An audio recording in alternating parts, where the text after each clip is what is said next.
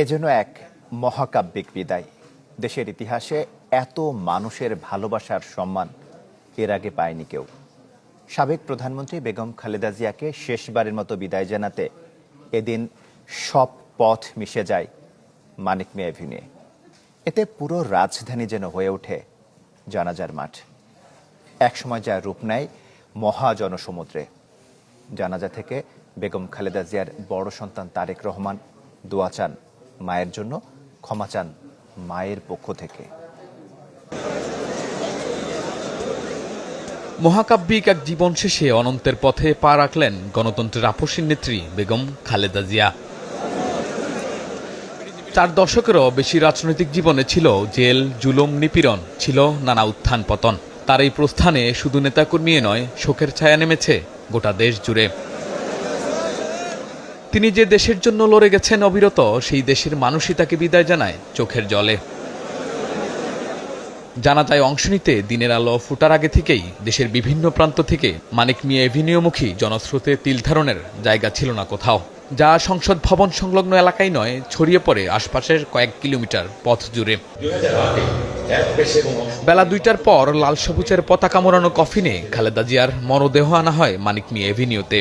সাথে ছিলেন পুত্র তারেক রহমান ও পরিবারের সদস্যরা। দলীয় কাউন্সিলে নির্বাচিত চেয়ারপারসনের দায়িত্ব গ্রহণ করেন। শুরুতে বিএনপি চেয়ারপারসনের বর্ণাঢ্য জীবনের স্মৃতিচারণ করেন দলের স্থায়ী কমিটির সদস্য নজরুল ইসলাম খান। বলেন, দেশের প্রয়োজনে অপরিহার্য ছিলেন খালেদা জিয়া। দেশনেত্রী বেগম খালেদা জিয়া বলতেন, দেশের বাইরে আমার কোনো ঠিকানা নেই, বাংলাদেশ হলো আমার ঠিকানা। এই দেশ, এই দেশের মাটি ও মানুষ আমার সব কিছু। চিরচেনা এই দেশের মাটিতেই তিনি শেষ নিঃশ্বাস ত্যাগ করেছেন। এটা কি? ও এটা কেন তুমি জানো না? ইলেকট্রা দিচ্ছে এক্সচেঞ্জ অফার।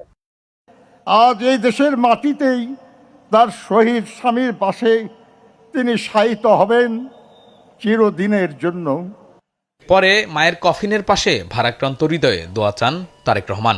বিসমিল্লাহির রহমানির রহিম। আমি মরহুমা বেগম খালেদা জিয়ার বড় সন্তান তারেক রহমান।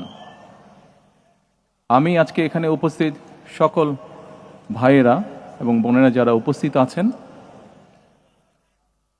মরহুমা বেগম খালেদা জিয়া জীবিত থাকাকালীন অবস্থায় যদি আপনাদের কারো কাছ থেকে কোনো ঋণ নিয়ে থাকেন, দয়া করে আমার সাথে যোগাযোগ করবেন, আমি সেটি পরিশোধের ব্যবস্থা করব ইনশাআল্লাহ।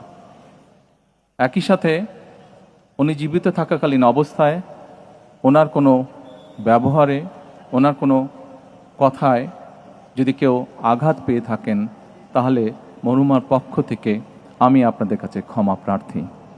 দোয়া করবেন আল্লাহ তাআলা যাতে ওনাকে বেহেশত দান করেন। বেলা 3:03 শুরু হয় জানাজা। আল্লাহু আকবার। শেষ হয় বেলা 3:05।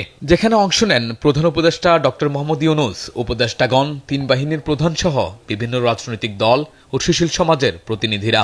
এছাড়া অংশ নেন বিভিন্ন দেশের কূটনীতিকরাও। জানাজায় অংশ নেন পাকিস্তানের জাতীয় পরিষদের স্পিকার।